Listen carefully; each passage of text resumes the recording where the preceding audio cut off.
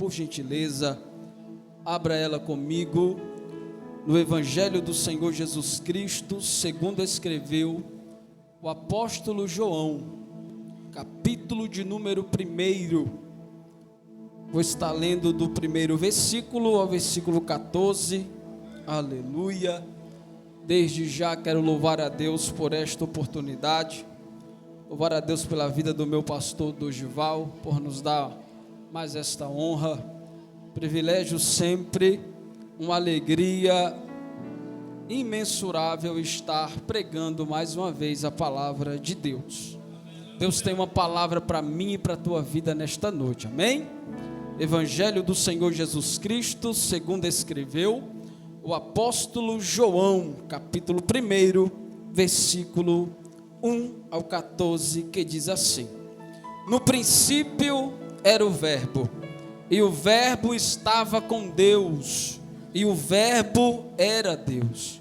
Ele estava no princípio com Deus. Todas as coisas foram feitas por Ele, e sem Ele, nada do que foi feito se fez. Nele estava a vida, e a vida era a luz dos homens.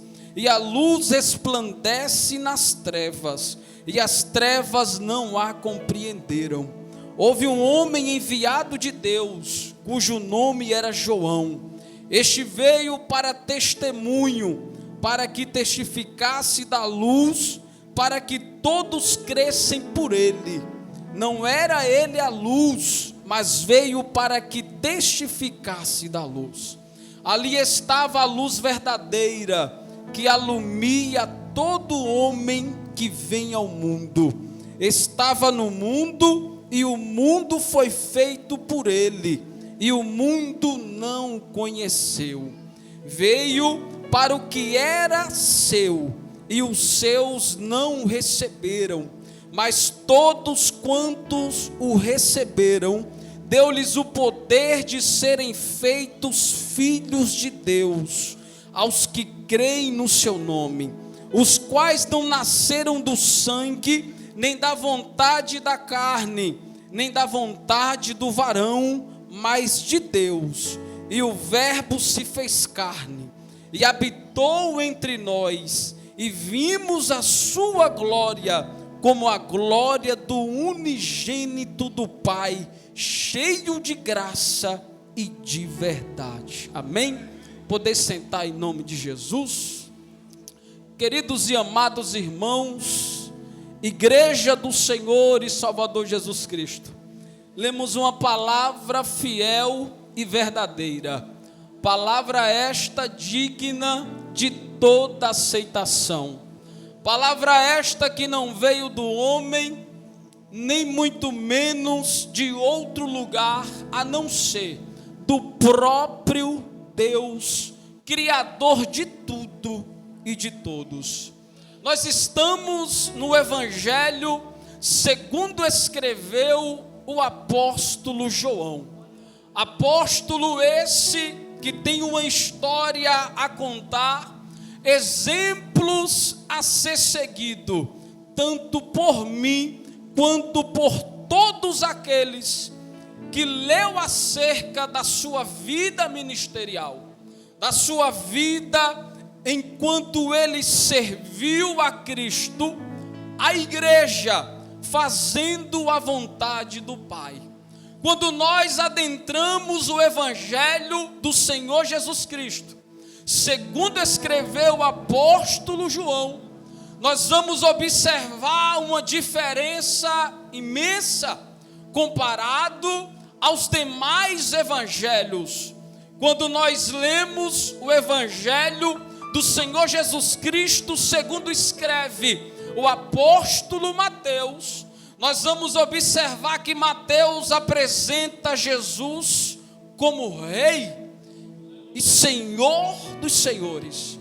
Quando nós adentramos o Evangelho do Senhor Jesus Cristo, segundo escreve o evangelista Marcos, nós vamos ver ele apresentando Cristo como servo fiel.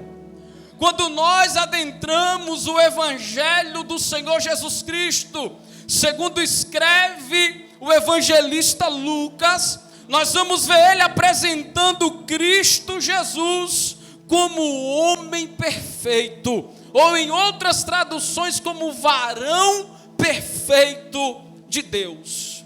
São 4 evangelhos escritos, os 3 primeiros com a mesma ótica, com a mesma percepção, com a mesma visão, haja vista que os 3 primeiros evangelhos são conhecidos como evangelhos sinóticos, porque parte de uma mesma linha de raciocínio, de conhecimento, de pensamento. Quando nós olhamos a vida do apóstolo Mateus, nós vamos ver ele escrevendo de maneira ímpar acerca de Cristo, porque ele conviveu com Jesus, ele andou com Jesus, ele presenciou face a face coisas que Marcos, o evangelista, não pôde contemplar e nem ver. Lucas, o evangelista, também não pôde contemplar e nem ver. Marcos e Lucas escrevem segundo a percepção e a pesquisa que eles fizeram com o apóstolo Pedro, com o apóstolo Paulo, até porque Marcos e Lucas foram discípulos desses 2 homens de Deus. Só que quando nós adentramos o evangelho de João, nós percebemos uma particularidade eterna, porque quando nós olhamos a vida dele, quando nós estudamos acerca dele, nós vamos ver a Bíblia chamando ele de o apóstolo amado de Cristo. Pastor, mas eram 12 apóstolos e João, ele era o mais amado, ele era o mais querido. Era porque ele tinha algo que os outros não tinham. A intimidade que ele possuía com Cristo é tão extraordinária que todos os outros apóstolos morreram como mártires, uns decapitados, outros pregados na cruz de cabeça para baixo, outros queimados vivos, e o único a sofrer uma morte física natural foi esse apóstolo chamado João. Tentaram matar ele dentro de um tacho cheio de azeite quente, mas não conseguiu, pastor. Jogaram ele dentro de uma ilha para ele morrer sozinho. Só que se enganaram, evangelista Freitas, porque lá foi aonde Deus revelou coisas do céu que jamais ele tinha revelado a nenhum homem. Aí ele escreve o livro do Apocalipse, um dos maiores livros da Bíblia Sagrada, com fatos extraordinários acerca do que já aconteceu, do que está para acontecer, coisas grandes, poderosas de Deus. Pastor, mas por que a intimidade dele era diferenciada? Porque a Bíblia vai dizer que ele esteve com Jesus desde o dia que Jesus chama ele para ser apóstolo, até o momento que Jesus ele é preso.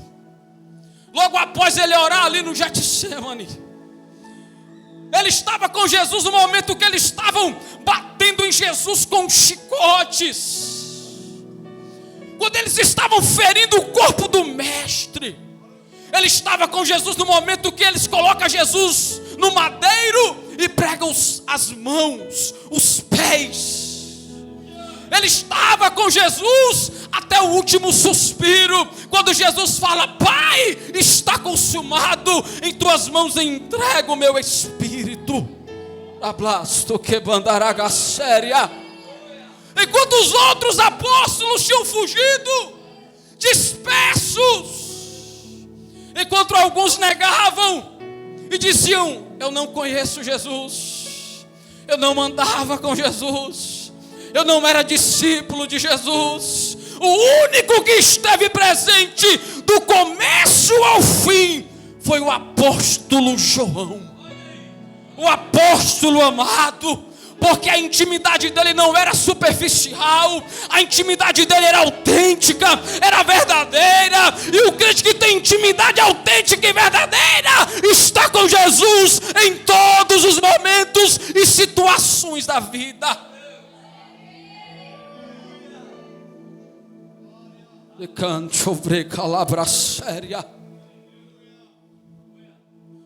Por isso que ele foi o único apóstolo a ser revelado coisas profundas e peculiares, não dado o privilégio e a oportunidade a outros, porque este verdadeiramente teve uma intimidade ímpar com o mestre.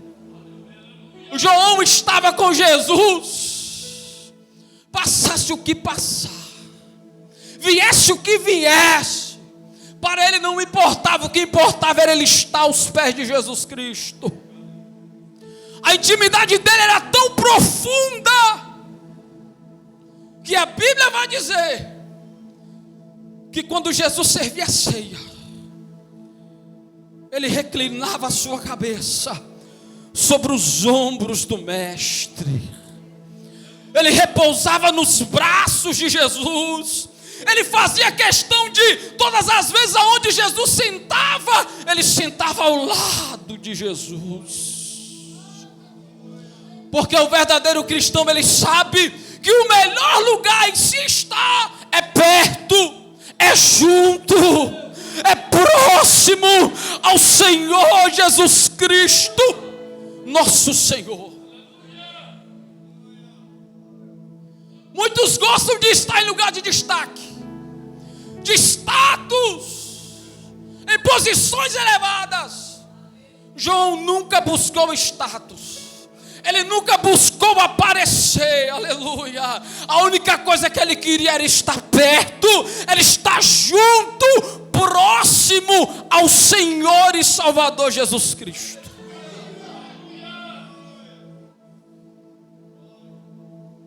E no seu primeiro capítulo, ele começa a apresentar Cristo. E o único dos autores da Bíblia a apresentar Jesus como Cristo, o Filho unigênito de Deus. A primeira coisa que eu aprendo aqui é que João, ele escreve de algo que ele conhece, porque a intimidade dele levou ele ao conhecimento da pessoa maravilhosa, extraordinária, linda, perfeita, do Senhor e Salvador Jesus Cristo. João, ele sabe do que ele está escrevendo, ele sabe de cada detalhe acerca de Jesus, porque a sua intimidade com Cristo era ímpar, era autêntica. Guarde essa palavra no seu coração. Crente que tem intimidade superficial com Cristo não serve,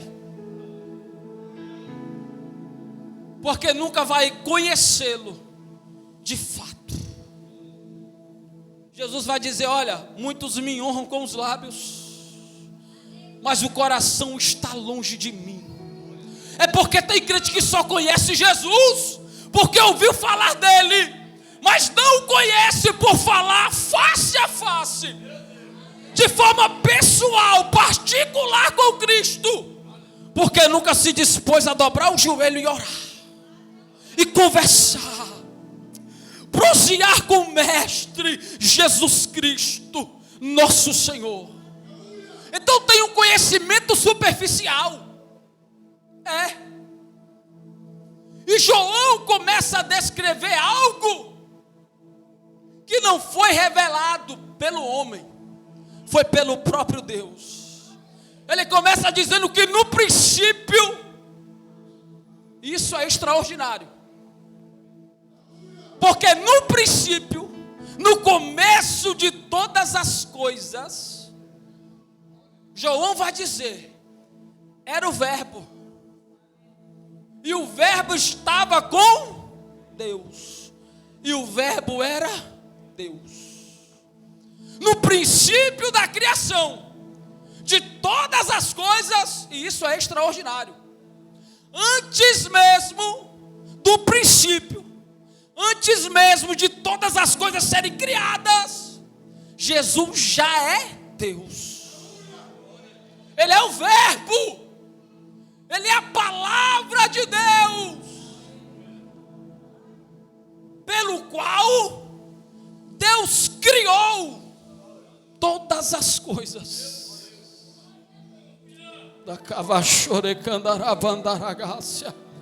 Sabe esse Jesus que você diz que serve? Ele é mesmo antes da eternidade. Ele é mesmo antes da existência, porque Ele não foi formado, Ele não foi criado, Ele não tem início de dias, nem fim de dias, porque antes mesmo de tudo, Ele já é Deus, Ele já é Senhor, Ele já é Rei dos Reis, Ele já é Jesus o Cristo, a palavra da vida, da blandarabaxéria.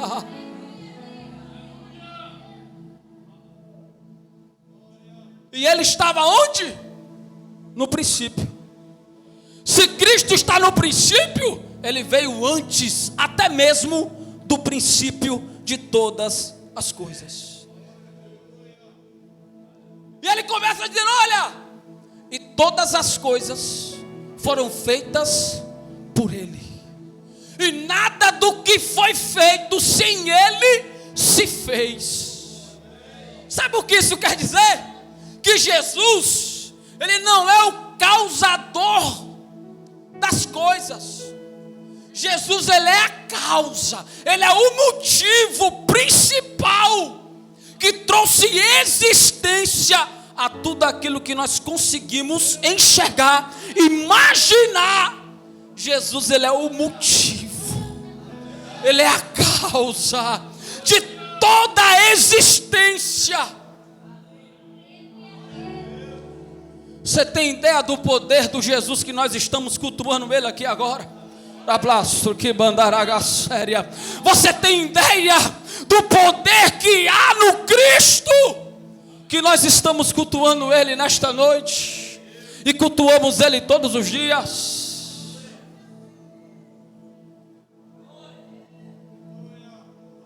E João começa, ele continua dizendo: olha, nele está a vida. Ele é a luz da vida, Ele é a luz que resplandece nas trevas. Ele veio ao mundo, Ele criou o mundo. Só que aqui o apóstolo João, ele fala algo extraordinário. No versículo 11 ele vai dizer aqui algo de Deus tremendo.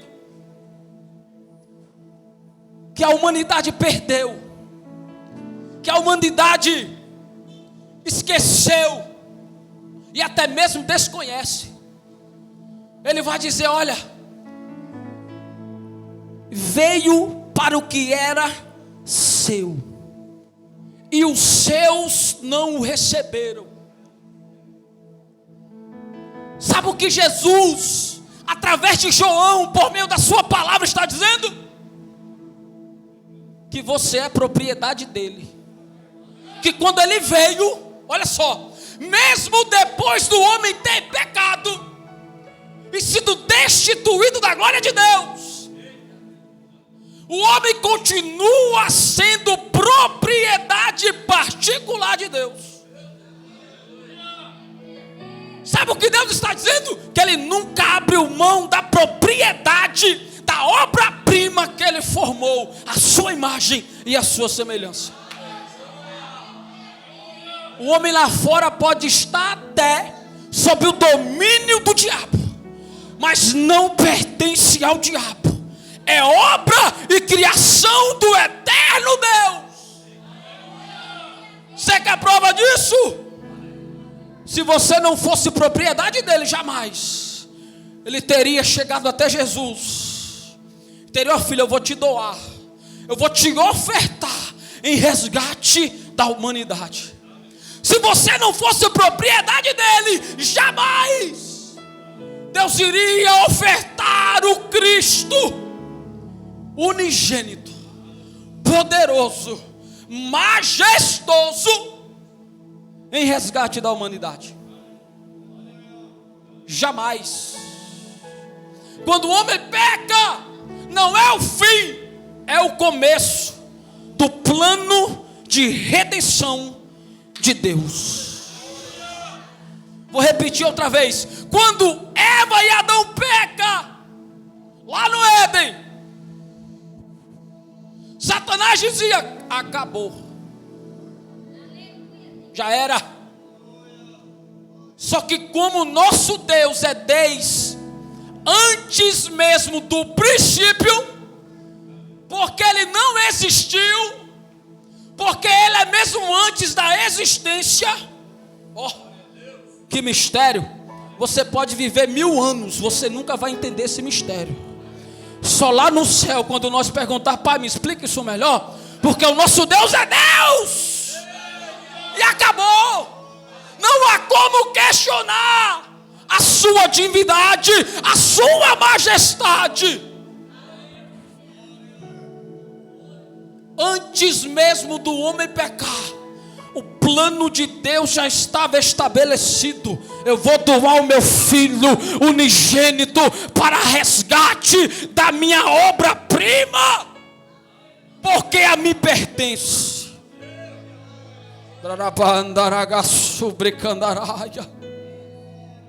Porque Jesus, ele veio para os seus, mas os seus não receberam.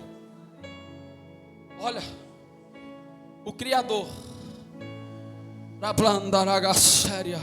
vindo neste mundo para a sua propriedade, e a sua propriedade não consegue discernir a pessoa que estava ali presente, porque quando Deus envia o seu filho, a Bíblia vai dizer que Jesus, ele é gerado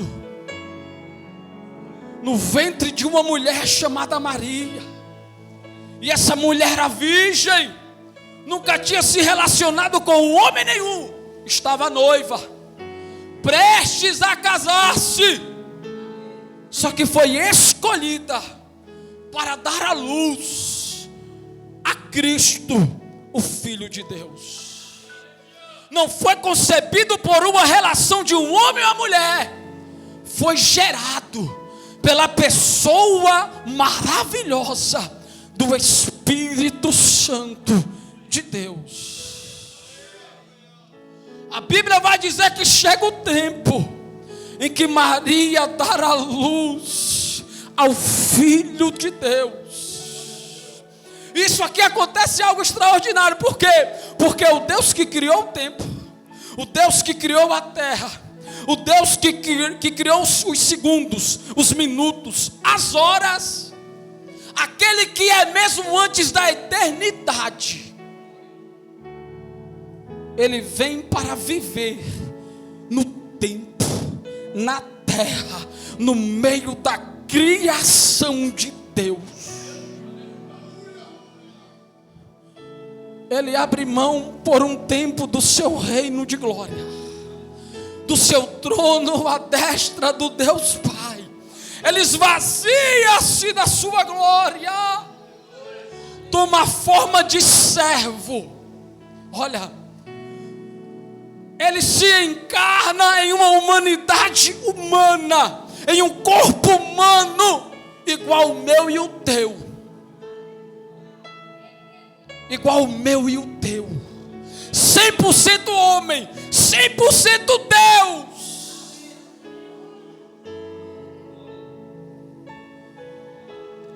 Eu estava esses dias meditando na palavra de Deus.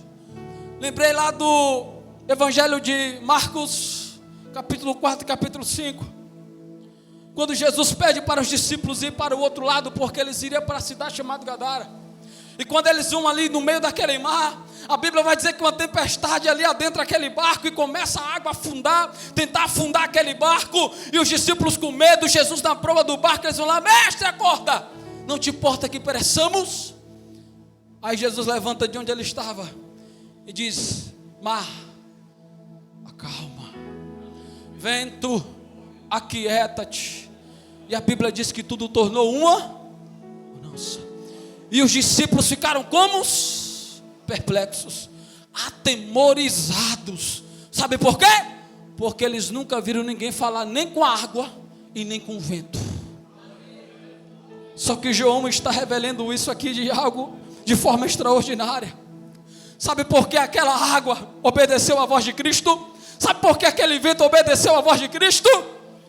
Porque foi Ele que disse: haja água, haja vento, aleluia.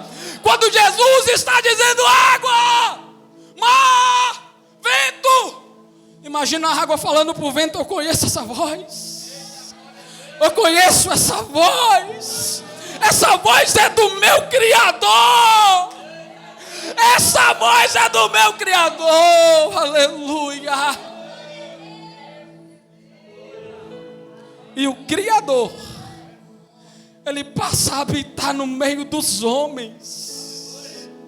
Ele começa a pisar na terra, e a terra adorando e clamando, porque estava sendo privilegiada. Do Criador está andando sobre a criatura. Imagina o vento ali soprando sobre Jesus e reverenciando a sua majestade. Só que eu te pergunto uma coisa: o vento, o mar, reconheceu o Criador, e até hoje ainda insiste muitos seres humanos feitos à imagem e semelhança de Deus, não reconheceu o seu Criador Jesus Cristo, não reverenciar sua majestade. O ser humano foi uma obra tão especial de Deus, e a mais que deu trabalho até hoje, porque o ser humano não consegue reverenciar o seu Criador, insiste, teima em não reverenciar aquele que o criou, que o formou à sua imagem e semelhança.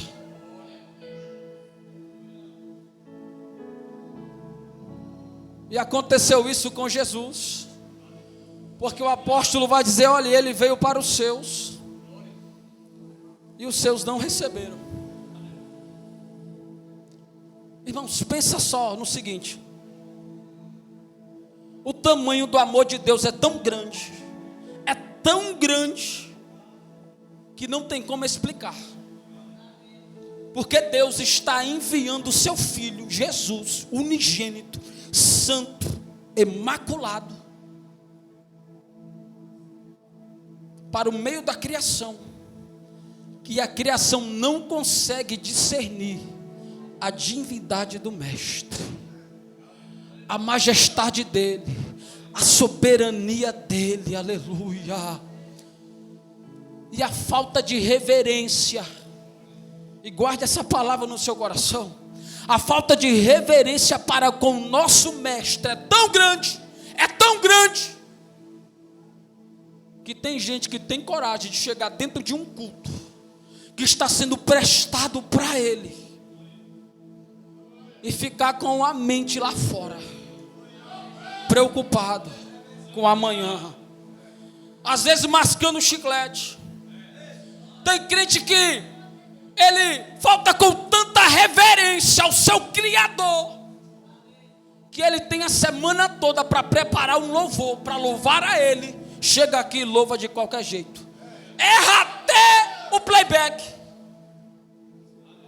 erra até o playback, erra até o hino, irmãos, até a letra, aleluia, porque não tem o discernimento de reverenciar da forma exata o seu Criador, o seu Redentor,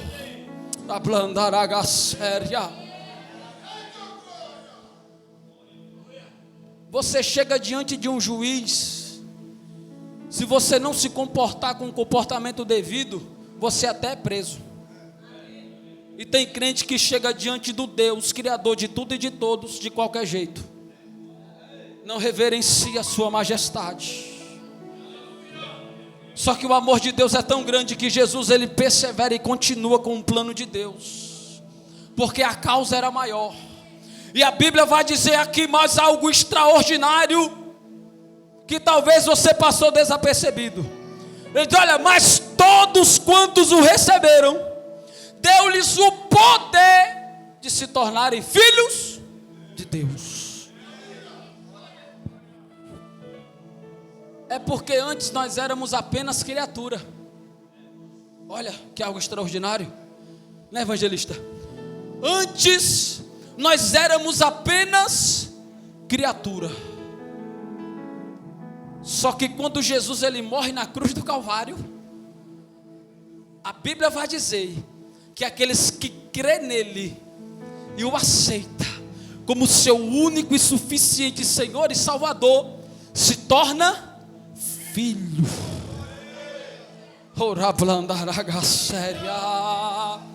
E mais, olha, não só apenas filhos, mas a Bíblia vai dizer que nos tornamos herdeiros e co-herdeiros com Cristo Jesus nosso Senhor. Aleluia. Você não entendeu, mas eu vou repetir de novo. Além de você deixar de ser criatura quando você aceitou Jesus e se tornado filho de Deus, você se tornou também herdeiro e co-herdeiro com Cristo Jesus. Pastor, eu vou herdar um carro? Não, porque um carro ele tem tempo de validade. Pastor, eu vou herdar uma casa? Não, porque casa tem tempo de validade. Pastor, eu vou herdar dinheiro? Não, porque dinheiro tem tempo de validade. Pastor, qual a minha herança? É um reino eterno de glória, com o Senhor nosso Deus, adorando a Ele por toda a eternidade. Para ablandar a séria. Você tem um reino para ser herdado. Você não é qualquer coisa, você é filho, você é herdeiro, você é co-herdeiro com Cristo. Não toque a tua herança por coisas que não substituem ela. Tudo que você pode conquistar aqui na terra não se compara com a herança que Deus tem guardado e reservado para você. Você é herdeiro de um reino eterno de glória, meu filho. Jovens, vocês são herdeiros e co-herdeiros de um reino eterno de glória. Igreja do Cordeiro, vocês são herdeiros e co-herdeiros de um reino eterno de glória. Você não é daqui da terra, porque até a terra vai passar, mas o reino eterno que Deus tem preparado para mim e para você permanece por toda a eternidade. Lá não vai ter choro, lá não vai ter dor, lá não vai ter, aleluia, sofrimento. Pelo contrário, lá nós vamos cantar 24 horas: Santo, Santo, Santo, Santo é o Senhor dos exércitos. Santo, Santo, Santo é o Senhor dos exércitos.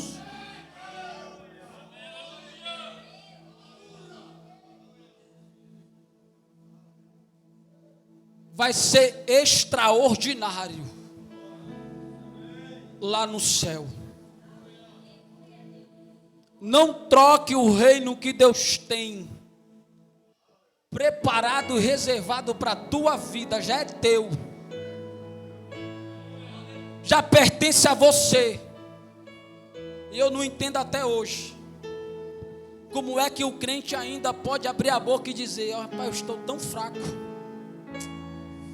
eu estou pensando até em desistir. Estou até sem força. Estou até sem... Vou louvar hoje não. Não, hoje eu não vou querer oportunidade não. Não.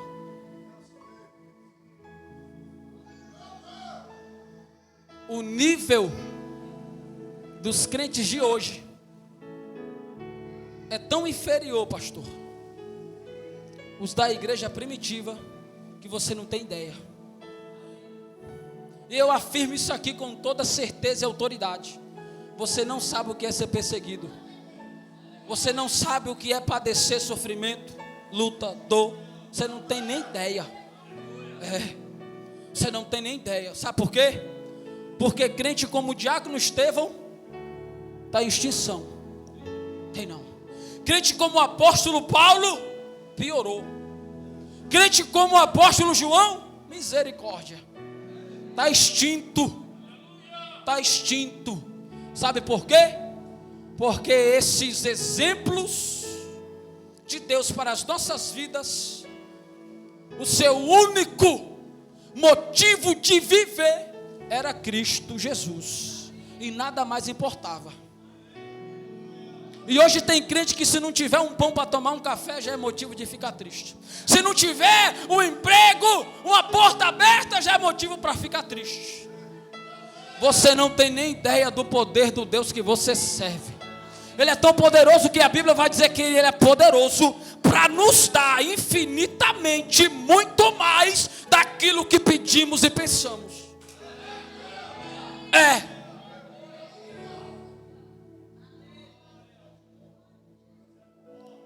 Olha que extraordinário. Você se tornou filho. Não perca esse título por nada. Você é filho de Deus. Sabe o que isso significa? Você tem um pai. Você tem um pai. Qual é o pai que quer ver o seu filho desamparado ou padecendo necessidade? Nenhum. Então fica tranquilo que o teu pai sabe, conhece a tua necessidade e está cuidando de você. Você é herdeiro e co-herdeiro com Cristo. E mais, olha que coisa extraordinária. E o Verbo se fez carne e habitou entre nós, e o vimos a sua glória, como a glória do unigênito do Pai, cheio de graça e verdade. Jesus, ele dá início ao seu ministério, e muitos ali começam a zombar dele, porque a sua mensagem era extraordinária, pastor. Ele pregava: olha, arrependei-vos, pois, porque é chegado o reino dos céus. Aí muitos olhavam e diziam: oxe, esse homem é rei, esse homem, ele tem um reino, tem. Olha, qual o nome do reino dele? Ele é rei de onde? Primeiro, porque ele não nasceu em um berço de ouro. A Bíblia vai dizer que quando ele nasce, enfaixa ele com faixas de panos e coloca ele sobre uma manjedoura. Olha, meu pai, dentro de uma estribaria, lugar de criar jumento, de dar alimento a jumento, é onde Maria dá luz ao Criador de tudo, de todos, e o Salvador de tudo e de todos. Olha só que rei extraordinário. Ele não vem montado no cavalo branco. O primeiro cavalo que ele monta é num jegue, é num jumento, que nem dele era emprestado. Olha, extraordinário. Aleluia. As pessoas olhavam para ele, diziam: esse aí é o rei, esse aí é o Salvador da humanidade, é esse o Messias prometido, o Verbo que antes anunciado só apenas em palavras, até então não visto, não conhecido pelos homens. É esse o Cristo, Filho de Deus. E em alguma de suas mensagens, ele prega ali um discurso, a multidão não gostou, começa a sair, e ele olha para os discípulos e diz: vocês também não vão? Aí Pedro: pai, Jesus, para onde ir? Se só tu tens palavras de vida eterna. Olha, certa feita Jesus pergunta, hein? Pedro, Tiago, João, o que é que eles dizem sobre mim? Quem sou eu?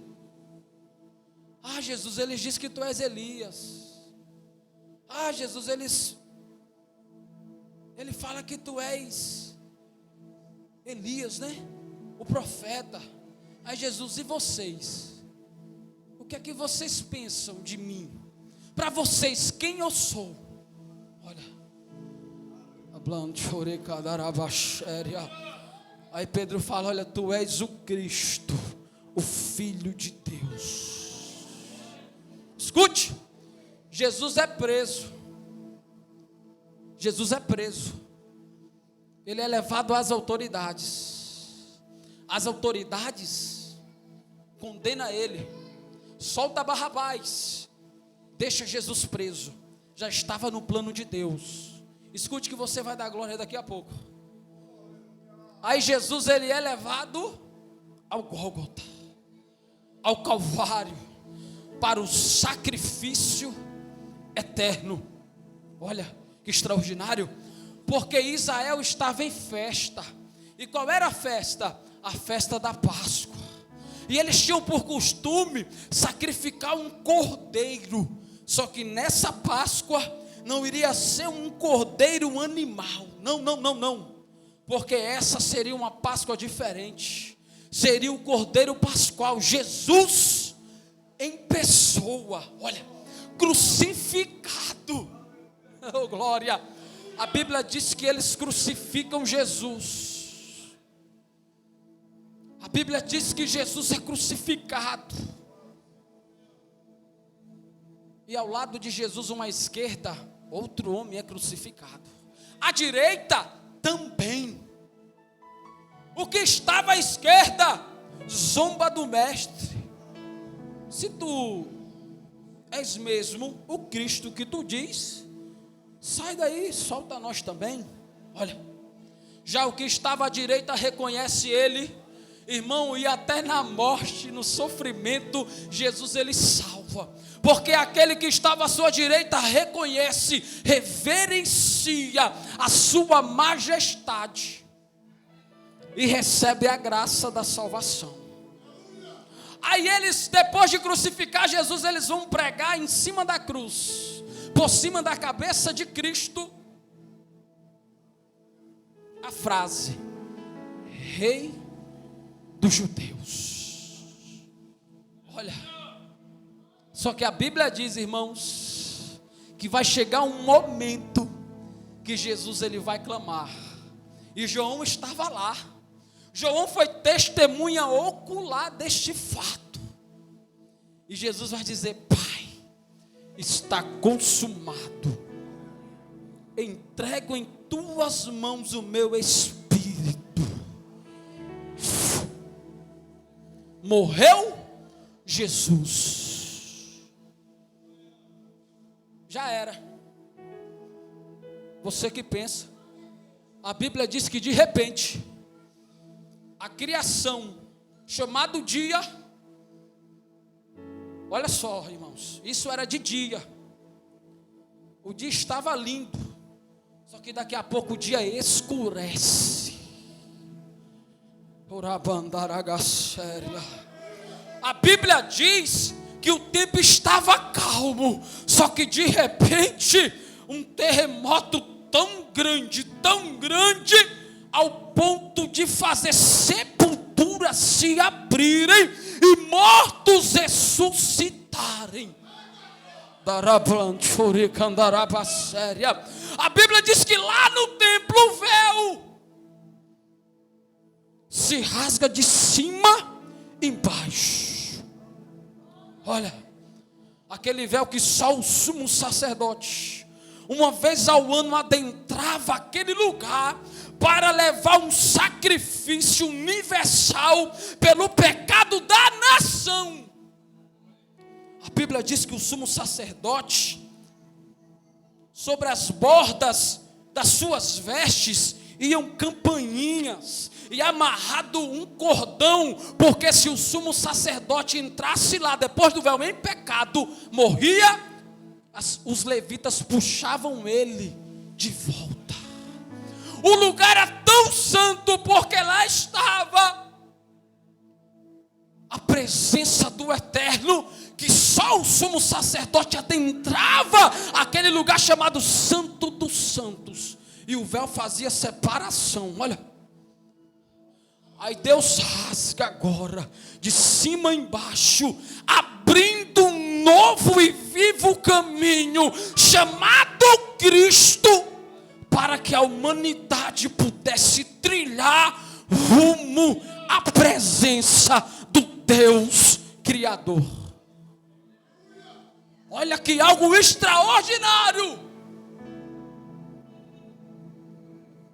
Só que quando o soldado, ele vê essas coisas, ele começa a dar um brado, dizendo: verdadeiramente, esse é o Cristo, o Filho de Deus.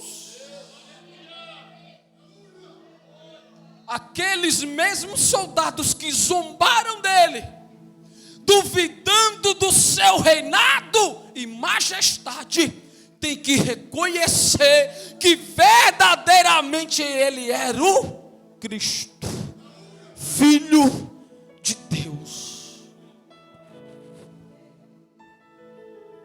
Porque quando aquele homem à esquerda morre, não acontece nada. Quando da direita morre, não acontece nada.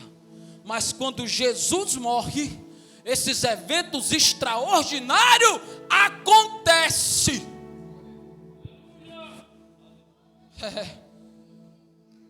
Porque ali estava se cumprindo o plano de redenção de Deus. O amor de Deus ali é revelado. A graça de Deus é revelada. E o Novo Testamento, o tempo da graça, não está no início de Mateus, nem de Marcos, nem de Lucas, nem de João.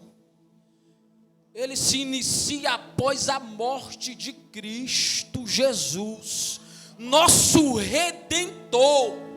Você passou a ter direito de se tornar filho, herdeiro e co-herdeiro depois da morte de Cristo. Você passou a ter direito de cura das tuas enfermidades depois da morte de Cristo. O amor de Deus foi manifesto através da morte de Cristo Jesus do Calvário. Foi pela morte dele. O Verbo se fez carne. É quando Jesus nasce, toma forma humana, nasce de uma virgem, e ele vive, ele habita entre os homens. Jesus, ele começa a viver aqui na terra como 100% Deus e 100% homem.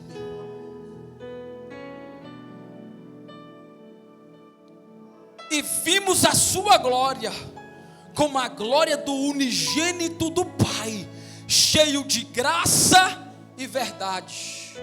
Aqui é quando Jesus morre na cruz do Calvário.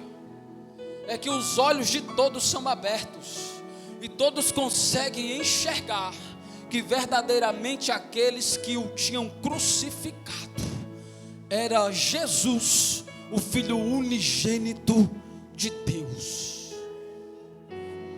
Aí eu te pergunto, depois de uma palavra dessa, você ainda vai ter coragem de dizer que quer parar e desistir? Não é porque eu estou pregando, não. É porque essa palavra ela é tão forte, tão extraordinária, que é vergonhoso o crente chegar diante de alguém e proferir a intenção de desistir de Deus, da caminhada com Ele. Porque aí está manifesta a graça. Lembra quando Paulo chegou até Deus? Pai, tira de mim esse espinho. Só, Paulo, a minha graça já te basta. O que Jesus revelou na cruz do Calvário, chamado graça, já é o suficiente para mim e para a tua vida, porque até hoje você não entendeu o verdadeiro significado de graça. Só o fato de você respirar hoje, estar aqui hoje, você nem merecia. Porque não podemos ser hipócritas. Pastor, eu não merecia. Obreiros, nós não merecíamos. Igreja, nós não somos merecedores.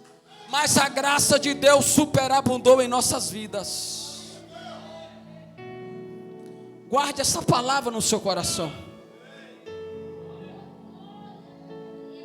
Quando o desânimo bater na tua porta, lembra: a graça de Deus me basta. Porque o que Ele revelou na cruz do Calvário é eterno, não tem prazo de validade. O sacrifício do eterno e sumo sacerdote é eterno. Aleluia. E a graça dele te basta. Você não precisa de mais nada. Só da graça dele permeando a tua vida, isso já é o suficiente. Amém, igreja? Amém. Guarda essa palavra no seu coração. Aleluia. Nunca se esqueça. Se preciso, confesse todos os dias: tua graça me basta, tua graça me basta, tua graça me basta, tua graça me basta, tua graça me basta. Porque a graça de Deus já é suficiente para mim e para você. Amém? Fica de pé em nome de Jesus.